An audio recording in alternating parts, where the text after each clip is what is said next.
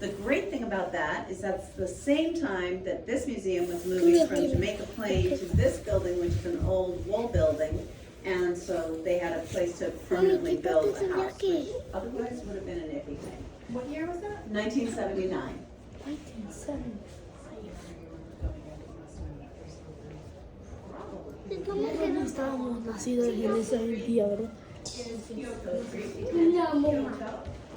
And this is in 2006. This is the actual street, and you can see where it starts turning into the older architecture, which is this.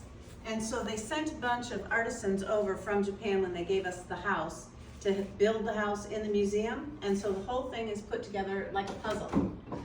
The reason for that is that Kyoto has real extremes in temperature. It can be really, really hot or really, really cold. And they can have earthquakes. So if you have nails and screws in a house and you have all those things happening, they just tend to kind of pop out. So as I said, this is a 2-story house. We're only going to be able to go on the first story, but the second story is the exact same footprint, exact same size, only it looks very small because they said it was an attic, so you were taxed on the amount of stories you had as well as the square footage of the first floor. So they said they only had a single-story house with an attic up above. But I think that the tax people probably knew it probably a little. All right, so we're going to be walking in here. Ay, mami. And I want you to be careful as we walk in because we have a lot of different levels in the house. And has anybody ever stayed in a really old house or visited a really old house? Nosotros. You live in one? Okay, so then awesome, because I call this exactly like that. They gave us in 1979 a very modern kitchen and modern baths, but retained the rest of the character of the house. ¿Tienes miedo? ¿Tienes miedo? All right, so we're gonna walk into this room, and as I said, watch where you're going.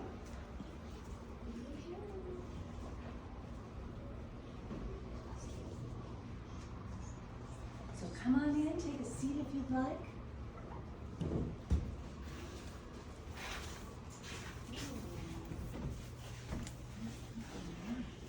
All right, so I'm gonna ask you what you might think this house is made out of. Any guesses? What is this house made out of?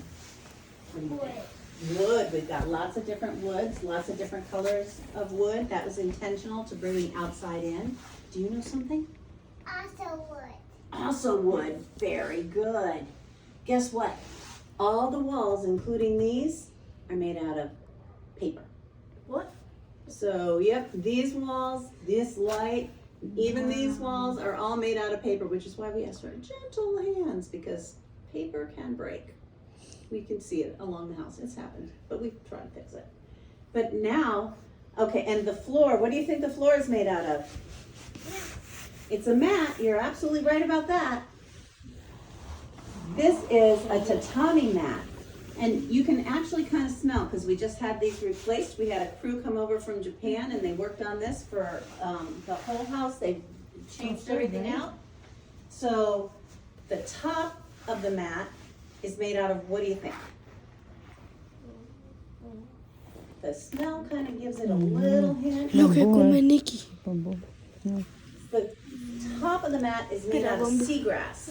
When they would harvest the rice paddies, they would take whatever the was left over that the rice grew on, and they would dry it out and make the middle of the mats, and then they would have batting on the back. This mat is very thin. These mats are about 8 inches thick, which is why when you're sitting on them or standing on them, they're so comfortable. So any room in this house can be a bedroom. And sometimes when we have school groups, we just pull out a futon to show them that any room in this house could be a bedroom. I'll show you which would be the best guest room. This is not it. So tell me, what do you think this room is? Any guesses? What do you think? A bedroom. A bedroom's a great idea. Any room could be one, so you're right on. Because it has some closets. It does have a lot of closets. That's kind of a clue. I'll tell you. This room is a store. The people who lived in this house and the people in this area, in this part of Kyoto, made silks. You can take a look at that and pass it around. So they made silks, and this family was very well known for making their silks. And when they gave us the house, they also gave us a lot of the old family silks, so we really don't know how old they are, but we do know that they were something that was for sale in this house/door. So this would have been a house at the time, and this would have been their display window. And before we had the mats redone, we used to have like a really cool display that showed a lot of the silks, and it'll show up, because everything does show up in the museum, but it's somewhere tucked away carefully right now. So I told you that the street and the house were all put together like puzzles. The house actually has 3 different joints, but this one is one of my favorite ones, and this would have been a corner joist. But as you can see, it could expand, contract, and also if you did have an earthquake or something like that, it could wiggle around and hopefully keep your house standing up nice and safe. Pretty cool. All right, so end of the day, we're gonna take our tough commute home. So stand up. And we're gonna walk into this middle room. And I will show you our hidden staircase. But first thing, so if you probably did not, but I will point it out now, that room has 6 tatami mats. This room has 6 tatami mats. When we go to that room, which is the formal room, it has 8. And the layout of the tatami mats was very specific and always done the same way. One of my favorite things in this house, and this is still sold in Japan today, which is what I was saying, it's kind of like living in an old house because you have your modern things and your older things.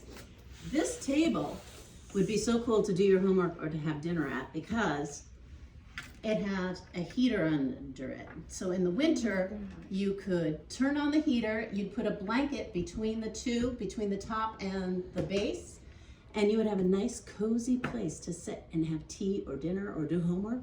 It would be kind of perfect. So let's see, this over here is a Shinto altar, and we have a little animal in here. So take a look and make a guess. What do you think it is? What do you think? Everybody's first guess, very close. What do you think? Dog, very close. What do you think? Bunny. A bunny is good, it does have big ears. Maybe a wolf, fox. It is a fox. And the reason it is a fox and the reason that it gets to be in the altar is the foxes would chase through the rice paddies and they would chase out all the mice, because you do not want mice with your rice. So they would chase out the mice, which made them very special. So this is a Shinto altar, and I'll show you a Buddhist one in just a second. But first I want to show you our hidden staircase. We can't go upstairs, but you can take a look up and see how steep those stairs are. And they actually, the front, as I said, it's the exact same size, same height, and the house did shrink a little to fit in the museum. So each floor is about 6 inches shorter than it would have been. But the front of this house is actually a room for tea ceremonies. And pre-pandemic, they would have Sunday tea ceremonies where a special group would come in and do the whole learning about how they did it, which was really cool. We've had 2 since then, that since I've been here, which is a little over a year, but we're hoping to do some more of that because it's pretty cool. All right, so come on into this room and take a seat around the table if you'd like.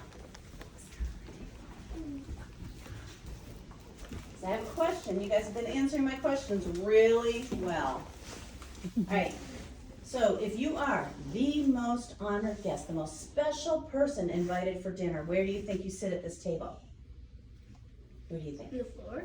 Well, you do sit on the floor. You're absolutely right about that. That everybody's sitting there with you.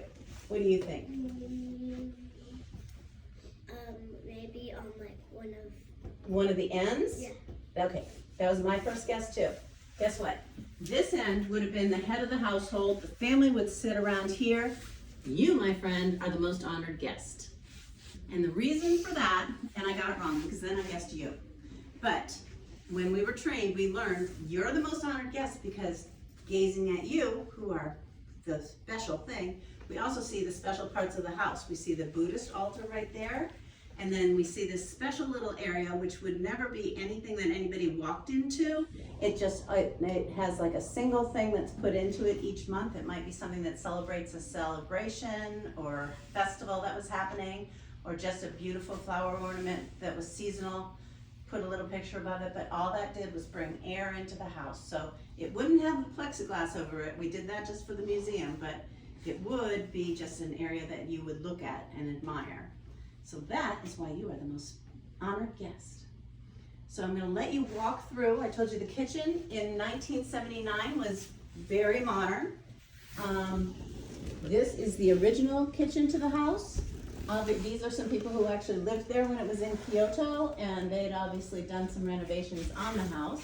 But when they brought it here, they gave us a really modern kitchen and modern baths. Now I'll tell you, I know from people who